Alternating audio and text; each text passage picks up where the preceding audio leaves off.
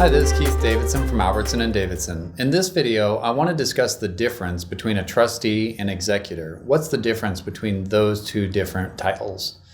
And both trustees and executors are fiduciaries, and a fiduciary is somebody who's put in charge of somebody else's money.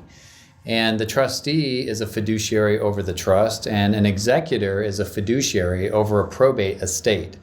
A trustee is named as the manager of the trust in the trust document, whereas an executor is named as the manager of the probate estate in a will.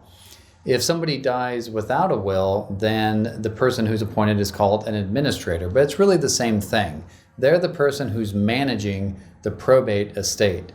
Now, in a trust estate, that's created typically during somebody's lifetime, which is why it's called a living trust, or in legal jargon, we call it an inter vivos trust. And whoever creates that trust is going to name the successor trustee who's going to take over and manage those assets, make sure that everything's handled properly, and ultimately distribute those assets out to the trust beneficiaries. With an executor, they're named in a will. And so after somebody dies, the executor has to go to probate court and admit that will into the probate system, into probate process, which is really just a court process where the court oversees the management of the estate, and ultimately the court oversees the distribution of that estate out to the beneficiaries of the will.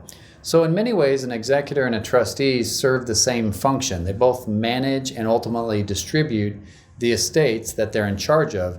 The only difference is that a trustee acts under a trust and can start acting once the prior trustee passes away or stops acting for any reason. You don't have to go to court for a successor trustee to act. Whereas for an executor, the only way that an executor can start acting is after you go to court and get the court permission to appoint the executor in that position.